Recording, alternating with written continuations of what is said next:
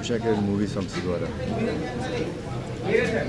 రామోజీ గారు స్థాపించిన సంస్థ ద్వారా తొలి చూపులనే సినిమాతోని నా సినీ ప్రస్తావన మొదలైందండి. అలా నేను ఒక్కనే కాదు, ఎంతోమంది సినీ తారలకి అవకాశం ఇచ్చి, ఎంతోమంది దర్శకులకు, ఎంతోమంది రైటర్స్కి అవకాశం ఇచ్చిన గొప్ప సంస్థ. అలాగే బుల్లితెరలో ఎంతోమంది ఆర్టిస్టులని, సినీ దర్శకులను, రచయితలను పరిచయం చేశారు. ఈనాడు దినపత్రిక ద్వారా న్యూస్ మనకి చేరువ చేశారు.